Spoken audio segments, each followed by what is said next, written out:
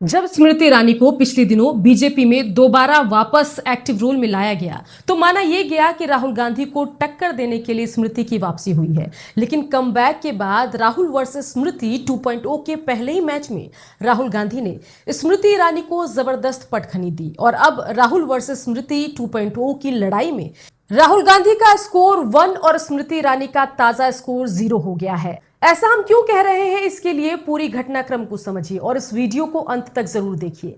दरअसल कहानी की शुरुआत होती है राहुल गांधी के उस धरने से जिसमें वो एक छात्र साहिल लोहबच के साथ पुलिस स्टेशन पहुंचे थे। मामला था छात्र साहिल को कथित तौर पर पैलेट लगने का और राहुल गांधी की मांग थी कि इस मामले में एफआईआर दर्ज की जाए। पुलिस की तरफ से एफआईआर दर्ज नहीं की गई तो राहुल गांधी पुलिस स्टेशन के बाहर धरने पर बैठ गए और राहुल गांधी का साफ कहना था कि जब तक एफआईआर दर्ज नहीं होगी वो वहां से नहीं हटेंगे।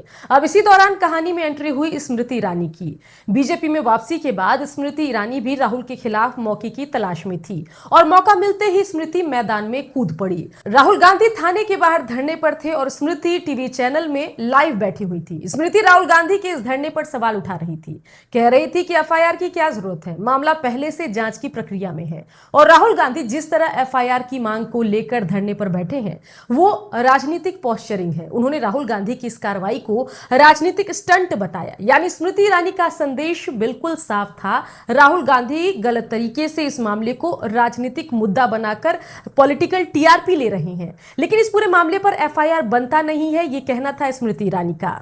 एक तरफ स्मृति ईरानी टीवी के माध्यम से राहुल गांधी पर हमलावर थी, दूसरी तरफ राहुल गांधी का धरना इस कहानी को और बड़ा कर रहा था। अब यहां से राजनीतिक लड़ाई का असली हिस्सा शुरू होता है। स्मृति ईरानी एक तरफ मीडिया के जरिए राहुल गांधी पर हमला कर रही थी और कह रही थी कि मामले में एफआईआर की जरूरत ही नहीं है, और दूसरी तरफ राहुल गांधी अपनी मांग पर अड़े हुए थे। उनकी मांग सिर्फ एक थी, एफआईआर दर्ज कीजिए। और फिर आखिरकार दिल्ली पुलिस ने उस शिकायत पर एफआईआर दर्ज कर ली। यानी राहुल गांधी जिस मांग को लेकर पुलिस स्टेशन के बाहर बैठे थे वो मांग स्मृति ईरानी को नाजायज लग रही थी लेकिन पूरी हो गई। और यही वजह है कि हम कह रहे हैं कि राहुल गांधी 1 और स्मृति ईरानी 0, क्योंकि स्मृति की माने तो मामले में राहुल की एफआईआर की मांग की कोई जरूरत नहीं थी, क्योंकि मामले में पुलिस जांच पहले ही कर रही है। सुप्रीम कोर्ट द्वारा गठित हाई पावर्ड कमेटी की जांच ऑलरेडी चल रही है और मामले में एफआईआर की जरूरत तो बिल्कुल नहीं है, ऐसा स्मृति कह रही थी। लेकिन जैसे ही पुलिस ने राहुल के दबाव में एफआईआर लिया, राहुल ने इस स्मृति बनाम राहुल की पहली लड़ाई में बढ़त ले ली और स्मृति ईरानी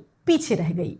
खैर, एफआईआर जांच की शुरुआत है और आगे जांच में क्या निकल कर आएगा वो अलग सवाल है। लेकिन इस राजनीतिक राउंड में सवाल यह था कि राहुल गांधी जिस मांग को लेकर धरने पर बैठे थे वो मांग मानने पर उन्होंने सबको तैयार कर लिया। बेशक उनकी पूरी कवायद को स्मृति पॉलिटिकल स्टंट कह रही है, लेकिन राहुल का स्टंट सफल रहा। अब सवाल यह है कि आखिर सरकार एफआईआर दर्ज करने के लिए मजबूर क्यों हुई, यह भी इस कहानी का बड़ा राजनीतिक सवाल है। जब पुलिस स्टेशन के बाहर राहुल गांधी बैठे थे तब पूरा फोकस एक ही चीज पर था, छात्र, पैलेट और एफआईआर। राहुल गांधी छाए हुए थे। राहुल गांधी जितनी देर वहां बैठे रहते उतना ही यह मामला तूल पकड़ता रहता। राहुल गांधी को फ्री की टीआरपी मिलती रहती। यानी सरकार के सामने एक सीधी राजनीतिक कैलकुलेशन बनी हुई थी। एक तरफ राहुल गांधी को घंटों वहां बैठने दिया जाए और इस मुद्दे को लगातार मीडिया की ऑक्सीजन मिलती रहे, दूसरी तरफ एफआईआर दर्ज करके तत्काल राहुल से मुद्दा वापस ले लिया जाए। आखिरकार समझदारी दिखाते हुए सरकार ने एफआईआर दर्ज की, राहुल गांधी की मांग पूरी हुई और उनका धरना खत्म हुआ। अब यहीं से बीजेपी के लिए असली चुनौती शुरू होती है, क्योंकि राहुल गांधी पिछले कुछ समय में जिस तरह युवाओं और छात्रों के मुद्दे पर सड़क पर दिखाई दे रहे हैं वो बीजेपी के लिए ज्यादा मुश्किल वाली पिच है। रोजगार हो, पेपर लीक हो, छात्रों के सवाल हो या सरकार की जवाबदेही हो, अगर राहुल गांधी लगातार इन्हीं मुद्दों पर खड़े रहते हैं तो उन्हें जवाब देना सरकार के लिए जरूरी होता है और राहुल गांधी सीरियस पॉलिटिशियन के तौर पर उभरते हैं। और यही राहुल गांधी का वो राजनीतिक स्पेस है जो 2024 के बाद और बड़ा हुआ है। और इसी वजह से इस राहुल 2.0 से निपटने के लिए बीजेपी में 2024 के बाद स्मृति ईरानी की 2026 में मेगा वापसी हुई और स्मृति ईरानी भी अपनी जिम्मेदारी समझते हुए राहुल गांधी को टारगेट करने के लिए तुरंत टीवी चैनल पर पहुंच गई जैसे ही राहुल गांधी का धरना शुरू हुआ, क्योंकि राहुल गांधी से सीधे भिड़ने का स्मृति ईरानी को पुराना अनुभव है। याद कीजिए, अमेठी 2014 में राहुल गांधी के खिलाफ चुनाव स्मृति ईरानी लड़ती हैं, 2019 में राहुल गांधी को हराती हैं और राहुल गांधी और स्मृति की लड़ाई बीजेपी और कांग्रेस के सबसे चर्चित राजनीतिक मुकाबलों में से एक है। लेकिन 2024 के बाद तस्वीर बदल गई। स्मृति ईरानी अमेठी में हार गई और संसद से बाहर हो गई। दूसरी तरफ राहुल गांधी लोकसभा में विपक्ष के नेता बने और पिछले 2 साल में उन्होंने अपनी राजनीतिक सक्रियता को काफी आगे बढ़ाया। युवाओं के मुद्दे पर सड़क पर उतरना, छात्रों के साथ खड़ा होना, बेरोजगारी और पेपर लीक जैसे सवाल उठाना।